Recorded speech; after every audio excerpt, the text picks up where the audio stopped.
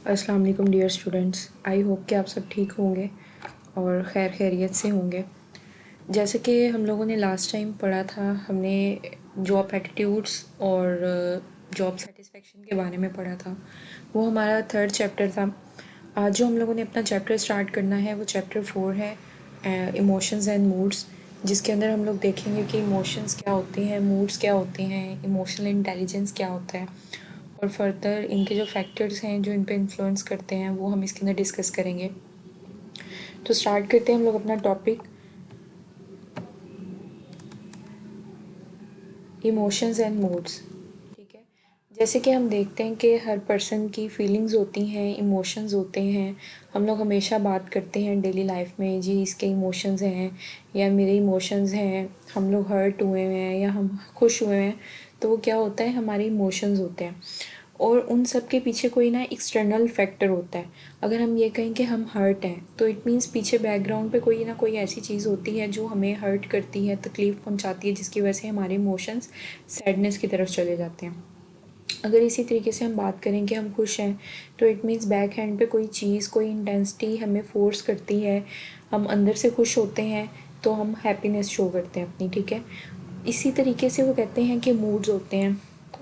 अब इमोशंस और मूड्स की जब बात करते हैं तो पहले इसकी डेफिनेशन देख लेते हैं, देन फिर हम लोगों को फर्दर मूड और इमोशंस में डिफरेंस करना आसान हो जाएगा। वो कहते हैं emotions experience towards an objects, persons और events that create a state of readiness. कि फीलिंग्स क्या होती हैं, फीलिंग्स होती हैं एक्सप्रेस होना, किसी चीज़ के बारे में आप एक्सपीरियंस करते हैं, चाहे वो ऑब्जेक्ट्स हैं, चाहे वो थिंग्स हैं, चाहे वो पर्सन्स हैं, चाहे वो प्लेसेस हैं। मीन्स कि हम किसी एक चीज़ के बारे में इमोशन नहीं रखते, हम लोगों के साथ भी इमोशंस शो करते हैं, किसी जगह के साथ भी, किसी चीज़ के साथ भी। तो वो यही चीज़ वो कहना चाह रहा है कि फीलिंग्स जो हैं वो एक्सपीरियंस होती हैं towards place, persons, events, objects and further on. अब वो इसमें बात करता है कि emotions demand attention and interrupt over train of thought. Emotions are directed towards something. कि जो हमारे इमोशंस हैं वो हमसे डिमांड करते हैं किस चीज़ की, किसी एक्सटर्नल फैक्टर की। फॉर एग्ज़ाम्पल अगर बारिश होती है, ठीक है, बारिश होती है, हमारे इमोशंस अंदर से अच्छे होना शुरू हो जाते हैं, हम लोग को खुशी होना शुरू हो जाती है, हम कहते हैं कि मौसम अच्छा है, मूड बहुत अच्छा हो रहा है, चलो कहीं घूमने चलते हैं, चलें हम कुछ अच्छा खा पी लेते हैं। तो वो क्या होता है कि कोई एक्सटर्नल फैक्टर होता है जो हम लोगों को डिमांड करता है कि हमने अपने इमोशंस जो हैं किसी चीज़ की तरफ अब शिफ्ट कर लेने हैं। ठीक है, जब भी इमोशंस की बात होगी हम यही बात करेंगे कि कोई एक्सटर्नल फैक्टर्स हैं, कोई इंटेंसिटी है ऐसी जो आपको फोर्स करती है, प्रेशराइज करती है अपने इमोशंस चेंज करने में या एक्सप्रेस करने में। लेकिन जब हम मूड की बात करते हैं तो उसमें ये चीज़ नहीं होती। मूड में ज़रूरी नहीं है कि कोई एक्सटर्नल फैक्टर हो, कोई इंटेंसिटी बैकग्राउंड पे हो जो आपको फोर्स कर रही हो। मूड हम लोग कह सकते हैं कि इन चीज़ों पे डिपेंड नहीं कर रहा होता। मूड हमारा खुद अक्सर ऐसा होता है कि कोई पीछे रीज़न नहीं होती, लेकिन हम अच्छा फील करना शुरू कर देते हैं या बुरा फील करना शुरू कर देते हैं। लेकिन जो इमोशंस होते हैं उनमें बैक हैंड पे कोई ना कोई इंटेंसिटी ज़रूर होती है। अब ये कोई डायग्राम एक सामने उन्होंने दी हुई है जिसमें वो कहते हैं model of attitudes and behaviour. Basically इसमें दो चीज़ों को मिलाकर उन्होंने एक्सप्लेन किया हुआ है। एक तो ये कि उन्होंने एटीट्यूड्स इसमें एक्सप्लेन किए हैं, दूसरा ये कि बिहेवियर एक्सप्लेन किया हुआ है इसमें। एटीट्यूड्स किस तरीके से एक्सप्लेन किए हुए हैं कि लास्ट लेक्चर में हम लोगों ने देखा था कि 3 तरह के एटीट्यूड्स के कंपोनेंट्स होते हैं, बिलीव्स हैं, फीलिंग्स हैं, बिहेवियर इंटेंशंस हैं। ठीक है, मीन्स के आप किसी चीज़ के बारे में सोचते हैं, उसको महसूस करते हैं और क्या करते हैं, उस तरह का बिहेव करना शुरू कर देते हैं। लेकिन यहाँ पे इसने एक इमोशनल एपिसोड्स जो हैं वो इसके साथ लिंक कर दिए हैं कि फीलिंग्स के साथ आपके इमोशंस अटैच होते हैं और उसी बेस पे आप क्या करते हैं, अपने बिहेवियर को शो करवाते हैं। वो बिहेवियर अच्छा भी हो सकता है, वो बिहेवियर बुरा भी हो सकता है। अब वो कहते हैं जी व्हाट इज़ इमोशनल लेबर। एक होते हैं हमारे अपने इंटरनल इमोशंस जिन्हें फेल्ट इमोशंस भी कहते हैं, कि जिस तरीके का आप फील कर रहे हैं आप अगले को वैसा ही शो करते हैं।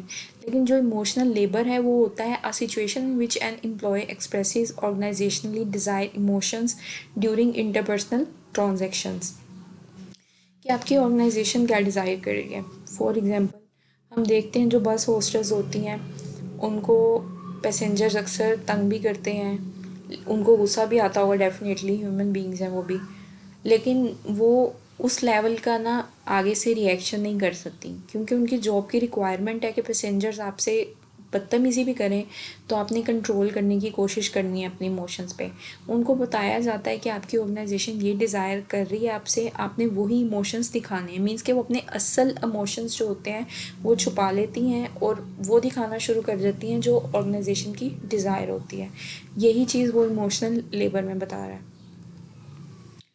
अब वो कहता है कि इसकी डेफिनेशन देख लेते हैं। The efforts, planning and control needed to express organisationally desired emotions during interpersonal transactions. कि जो आपकी ऑर्गेनाइजेशन की डिज़ायर्स हैं उसके मुताबिक ही अपने इमोशंस आपने शो करवाने हैं। अदर इमोशंस पे आपने कंट्रोल रखना है, अपनी एफर्ट रखनी है कि जो आपके पर्सनल इमोशंस हैं आप उनको ना शो करवाएं, बल्कि ऑर्गेनाइजेशन जो चाह रही है आप उनको शो करवाएं। अब वो ये कहती हैं कि इमोशनल लेबर कुछ इश्यूज भी आते हैं, ठीक है, कैसे कि true emotions leak out specially with low emotional adaptability. कि कुछ लोग ऐसे होते हैं जिनमें इतना कंट्रोल नहीं होता, सेल्फ कंट्रोल नहीं होता, उनमें इतनी अडेप्टेबिलिटी नहीं होती, तो वह क्या करते हैं कि अक्सर औकात अपने असल इमोशंस दिखा देते हैं। कि अगर उनको कोई बात नहीं अच्छी लगी, फिर वो अपनी जॉब की भी फ़िक्र नहीं करते, वो बोल पड़ते हैं। तो क्या होता है कि वो अपने जो असल इमोशंस हैं वो शो करवाना शुरू कर देते हैं। फिर वो कहते हैं इमोशनल डिजॉर्जनेस कॉजेज स्ट्रेस। कि अगर मुसलसल आपके इमोशनल्स जो हैं उनमें कन्फ्लिक्ट्स आते रहेंगे, एक टाइम में आपका बिहेवियर कुछ हो रहा है, दूसरे टाइम में बिहेवियर कुछ हो रहा है, तीसरे टाइम में कुछ हो रहा है, तो जो आपके साथ लोग रहते होंगे वो क्या करेंगे, स्ट्रेस का शिकार हो जाएंगे। मतलब हम ऐसे बंदे को फिर साइकी वाला बंदा बोलना शुरू कर देते हैं कि भाई इसके इमोशंस तो हर टाइम ही चेंज होते हैं, अभी 1 मिनट पहले मिलो तो ये बहुत अच्छा है, दूसरे मिनट में मिलो तो ये बिल्कुल एग्रेसिव है। तो इस तरीके से भी नहीं होना चाहिए। फिर तीसरा वो कहते हैं display norms vary across cultures. कि कल्चर टू कल्चर भी ना हमारे इमोशंस चेंज होते हैं, ठीक है। कुछ कल्चर्स ऐसे होते हैं जिनमें बहुत ज़्यादा हम कह सकते हैं कि सेल्फ कंट्रोल होता है, कुछ कंट्रीज़ ऐसे होते हैं। लेकिन स्पेशली अगर हम पाकिस्तान की बात की जाए और स्पेशली पंजाबियों की बात की जाए तो उनमें ये बहुत होता है कि वो बहुत ज़्यादा एग्रेसिव होते हैं, हर किसी से लड़ने के लिए तैयार होते हैं, वो अपने इमोशंस पे काबू नहीं रख सकते, ठीक है। तो अब ये हमारे कल्चर का एक हिस्सा ही बन गया है इस तरीके का। हमने इस तरीके की नॉर्म्स एंड वैल्यूज़ जो हैं वो अपना ली हैं कि हम इसी तरीके से जो है वो रहना शुरू कर दिया हमने। अब वो कहता है फेल्ट वर्सेस डिस्प्ले इमोशंस। वही बात जो पीछे मैंने की थी, फेल्ट इमोशंस क्या होते हैं, एन इंडिविजुअल एक्चुअल इमोशंस, कि एक पर्सन के एक्चुअल इमोशंस क्या हैं, और डिस्प्ले इमोशंस क्या होते हैं कि जो ऑर्गेनाइजेशन ने रिक्वायर की हुए आपकी किसी अप्रोप्रिएट जॉब के लिए, ठीक है। डिस्प्ले इमोशंस वो होंगे जो आपकी ऑर्गेनाइजेशन चाहती है आप वो शो करवाएं। फेल्ट इमोशंस वो होंगे जो आप फील कर रहे हैं।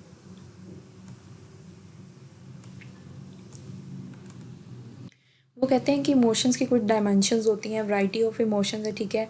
इमोशंस जो है वो पॉजिटिव भी हो सकते हैं, नेगेटिव भी हो सकते हैं। इंटेंसिटी ऑफ इमोशंस में क्या हो सकता है, पर्सनैलिटी है कि आपकी पर्सनैलिटी ही इस तरीके की बन जाती है, या तो गुस्सा करने वाली, या तो आप पॉजिटिव रहते हैं, बहुत कूल माइंड होते हैं, तो वो क्या होता है कि आपके इमोशन भी फिर उसी पे डिपेंड कर रहे होते हैं। या जॉब की रिक्वायरमेंट्स आ जाती हैं कि आपकी जॉब की रिक्वायरमेंट क्या है, उसके मुताबिक आप जो है अपने इमोशंस को एक्सप्रेस कर रहे होते हैं। उसके बाद वो कहते हैं frequency and duration of emotions, कि कितनी अच्छे से या कितनी बार आप लोग जो है अपने इमोशंस को कंट्रोल करते हैं, या कितनी बार आप अपने इमोशंस को डिस्प्ले करते हैं। अब वो कहते हैं इमोशंस की कुछ टाइप्स होती हैं, एंगर होता है, जेलसी है, जॉय है, फियर है, कंटेम्प्ट है, लव है, फ्रस्ट्रेशन है, प्राइड है, हैप्पीनेस है, हेट है, होप है, सैडनेस है, एंथुसिज्म है, सरप्राइज़ है। मीन्स कि ये डिफरेंट हमारे इमोशंस हैं जिनके उन्होंने यहाँ पे नाम बताए हुए हैं।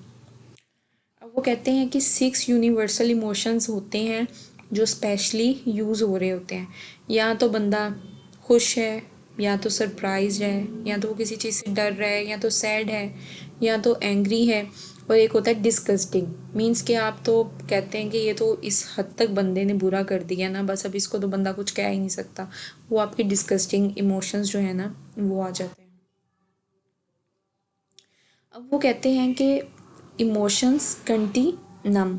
कंटिनम में क्या होता है कि the closer any two emotions are to each other on the continuum, the more likely people are to confuse them, कि जितने ज़्यादा आपके इमोशंस एक दूसरे के साथ क्लोज होंगे उतना ही ज़्यादा आपके लिए मुश्किल होता है, कंफ्यूज हो जाते हैं आप लोग। ठीक है, किस तरीके से कि अगर 1 मिनट में एक पर्सन जो है वो हैप्पीनेस शो करवा रहा है, अगले ही टाइम में वो पर्सन आपके साथ सरप्राइज हो जाता है या अगले ही टाइम में वो सैड हो जाता है, तो हम क्या करेंगे कि अगला पर्सन जो आपको सोच रहा है या सुन रहा है वो क्या करेगा, कंफ्यूज हो जाएगा कि भाई इसके इमोशंस असल में हैं क्या, ये क्या एक्सप्रेस करने की ना कोशिश कर रहा है। तो उस तरीके से इमोशंस नहीं होने चाहिए। वो इमोशंस कंटिन्यूम होता है कि कितना क्लोजली जो है आपके इमोशंस रिलेट कर रहे होते हैं।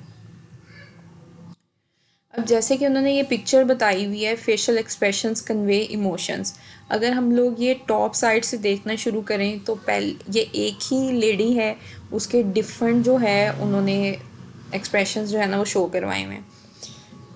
फर्स्टली जब हम टॉप लेफ़्ट साइड पे देखें तो पहला जो उसका फेस है वो न्यूट्रल शो कर रहा है, सेकंड जो है वो सरप्राइज़ है, थर्ड हैप्पीनेस शो कर रहा है, फोर्थ पे वो किसी चीज़ से डरी हुई है, फिफ्थ पे सैडनेस शो करवा रही है, और लास्ट पे क्या है, एंगर शो करवा रही है। तो इसी तरीके से हर पर्सन के डिफरेंट इमोशंस होते हैं जिनको वो एक्सप्रेस कर रहा होता है। अब उसके बाद वो कहते हैं कि इमोशंस एंड ऑर्गेनाइजेशनल बिहेवियर। ठीक है, 3 तरह के जो हैं हमारे पास बिहेवियर्स आते हैं। ठीक है, एक फेल्ट इमोशंस होते हैं, इमोशनल लेबर होती है, डिस्प्लेड इमोशंस होते हैं। फेल्ट इमोशंस क्या हैं, जो एक्चुअली हमारे इमोशंस होते हैं। इमोशनल लेबर क्या है, जो हमारी ऑर्गेनाइजेशन हमसे डिमांड कर रही होती है। और डिस्प्लेड इमोशंस क्या हैं कि हम क्या चीज़ शो करवा रहे होते हैं। ठीक है, फेल्ट में वो जो हम फील कर रहे हैं, इमोशनल में क्या जो ऑर्गेनाइजेशन हमसे चाह रही है, डिस्प्लेड में क्या जो हम एट द एंड किसी को शो करवा रहे हैं। अब वो कहते हैं कि can people be emotional less. ठीक है, ग्रीक लैक ऑफ इमोशंस, कि इस तरीके से पॉसिबल है कि लोग जो हैं वो इमोशनल लेस हों। अक्सर लोग जो हैं हम लोगों के साथ कोई बुरा करे या कभी ऐसा होता है कि कोई एक सिचुएशन आती है, हम अक्सर किसी को बोलते हैं भाई तुम्हें तो इस चीज़ का फ़र्क ही नहीं पड़ रहा, तो हमें तो समझ नहीं आ रही कि सिचुएशन इतनी बुरी है तो तुम्हें फ़र्क क्यों नहीं पड़ रहा इस चीज़ से। तो नेक्स्ट पर्सन के पास आंसर ये होता है भाई हम तो इमोशनल लेस हैं, हमारे तो इमोशंस ही ख़त्म हुए हैं, मरे हुए हैं। जबकि मेरा पॉइंट ऑफ व्यू यही है कि ऐसा कभी नहीं हो सकता। एज अ ह्यूमन बीइंग आप में इमोशन ज़रूर एग्जिस्ट करते हैं, हो सकता है कि कम हो, ये नहीं हो सकता कि आपका जी हमारे अंदर तो इमोशन है ही नहीं, वो तो ख़त्म हो गए, मर गए, फिल्मी बातें ना। फिर वो कहते हैं जेंडर्स एंड इमोशंस। ठीक है, कि इमोशंस जो हैं वो जेंडर टू जेंडर भी वैरी करते हैं। कैसे कि वुमेंस जो हैं उनके अपने इमोशंस हैं, वो अपने तरीके से एक्सप्रेस करती है, जबकि मेल्स हैं उनके अपने इमोशंस हैं, वो अपने तरीके से एक्सप्रेस करते हैं। अब जैसे कि यहाँ पे बताया हुआ है women's can show greater emotional expressions, experience emotions more intensely, display emotions more frequently, are more comfortable in expressing emotions, are better and reading other emotions। कि जो एक वुमेन्स होती हैं उनमें क्या होता है कि उनमें इमोशंस बहुत ज़्यादा होते हैं। ठीक है, वो फ्रिक्वेंटली बार बार अपने इमोशंस जो हैं वो डिस्प्ले करती हैं और वो बहुत ज़्यादा कंफर्टेबल फील करती हैं, चीज़ों को अपने तक नहीं रखती बल्कि क्या करती हैं एक्सप्रेस करना ज़्यादा अच्छा समझती हैं। और इसके अलावा लास्ट पे जो उन्होंने बताया है वो कहते हैं कि are better at reading other emotions. किस तरीके से, डेफिनेटली अगर एक पर्सन जो है उसके इमोशंस एक्सप्रेस करने का तरीका अपना है तो उसके साथ साथ क्या होगा कि वो दूसरों के एक्सप्रेशंस को भी अच्छे से या इमोशंस को अच्छे से जज कर सकती है। लेकिन ऑन दी अदर हैंड जब हम लोग मेंस के बारे में बात करें तो उसमें क्या होता है कि believe that displaying emotions inconsistent with the male image. ठीक है, वो कहते हैं कि जो हमारे मेल्स होते हैं उनके अंदर इतने ज़्यादा इमोशंस जो हैं वो एक्सप्रेस वो नहीं करते, क्योंकि उनका एक कॉन्सेप्ट बना होता है कि आदमी जो है वो अगर ज़्यादा इमोशंस एक्सप्रेस करने लग जाएंगे तो उसको कहेंगे कि भाई ये तो आदमी होके इस तरीके से इमोशंस जो है एक्सप्रेस कर रहा है, तो वो चीज़ नहीं होनी चाहिए। ठीक है, इसके बाद वो कहते हैं कि are innately less able to read and to identify with others emotions. Definitely जब एक इंसान अपने ही इमोशंस को अच्छे से एक्सप्रेस नहीं कर सकता तो वो किसी दूसरे के भी इमोशंस को अच्छे से एक्सप्रेस नहीं कर सकता होगा। Have less need to seek social approval by showing positive emotions, कि जो इस तरीके के पर्सन्स होते हैं वो सोसाइटी पे डिपेंड नहीं कर रहे होते, उनको इस चीज़ की फ़िक्र नहीं होती कि हम लोगों ने किस तरीके से अपने इमोशंस को कंट्रोल करना है या किस तरीके से एक्सप्रेस करना है, वो अपने ही मुताबिक उन सब चीज़ों को लेके चल रहे होते हैं। अब यहाँ पे बात करते हैं इमोशनल इंटेलिजेंस की। वो कहते हैं emotional intelligence refers to an assortment of non-cognitive skills, capabilities and competencies that influence a person's ability to succeed in coping with environmental demands and pressures. Emotional intelligence क्या होता है कि एक पर्सन जिसको इमोशनली खुद पे बहुत ज़्यादा कंट्रोल हो, उसमें ये कैपेबिलिटी हो कि उस पर कोई भी सिचुएशन आ रही है, कोई भी प्रेशर है, कुछ भी है, तो वो अपने मूड्स को, अपने इमोशंस को कंट्रोल कर सके। अक्सर ऐसा होता है कि अगर किसी ऑर्गेनाइजेशन में हम परफॉर्म कर रहे होते हैं, उस टाइम पे बहुत ज़्यादा प्रेशर हो जाता है काम का, तो लोग एग्रेसिव होना शुरू हो जाते हैं, जबकि ऐसे नहीं होना चाहिए। इमोशनल इंटेलिजेंस जो है वो इसी चीज़ को प्रेफर करता है कि एक पर्सन चाहे किसी भी सिचुएशन में है, प्रेशराइज है, या उसे ऑर्गेनाइजेशन किसी भी चीज़ का, काम का डिमांड कर रही है, तो वो क्या करे कि एक ही तरीके से होकर चले, कांस्टेंट रहे, अपने बिहेवियर पे, अपने इमोशंस पे कंट्रोल रखे, उसमें इतनी कैपेबिलिटी होनी चाहिए। उसके बाद वो कहते हैं कि इमोशनल इंटेलिजेंस जो है उसकी कुछ डायमेंशंस भी होती हैं, ठीक है। एक बंदा जिसके अंदर इतनी कैपेबिलिटी है कि वो इमोशनल इंटेलिजेंस को शो करे, तो उसमें क्या क्या चीज़ें होनी चाहिए। सबसे पहले तो ये कि उसमें सेल्फ अवेयरनेस होनी चाहिए, ठीक है। सेल्फ अवेयरनेस हो, उसको पता हो कि मेरे क्या इमोशंस हैं। सेल्फ रेगुलेशंस, के वो अपने आप को अच्छे से रेगुलेट करना जानता हो, चीज़ों के मुताबिक खुद को एडजस्ट कर सकता हो। सेल्फ मोटिवेशन है, उसे किसी और की मोटिवेशन की ज़रूरत ना हो, उसे खुद से ये पता हो कि मैंने ये काम करना है, मुझे ये मोटिवेशन है। इंटरनली जब तक आप मोटिवेट नहीं होंगे, तब तक कोई आपको एक्सटर्नल फैक्टर भी मोटिवेट नहीं कर सकता। उसके बाद वो कहते हैं एम्पैथी, कि मतलब आप ये सोचते हैं कि अगर मैं इस जगह पे हूँ, मैं किसी दूसरे को अपनी जगह पे रख के सोचूं, तो फिर शायद मैं किसी की फीलिंग्स को अच्छे से जज कर सकता हूँ, तो वो चीज़ हमारी एम्पैथी में आती है। और इसी तरीके से वो कहते हैं कि उसके पास सोशल स्किल्स होनी चाहिए, कि उसने सोसाइटी में रहते हुए लोगों को किस तरीके से जज करना है। ये हमारी जो है कुछ इंटेलिजेंस की डायमेंशंस हैं।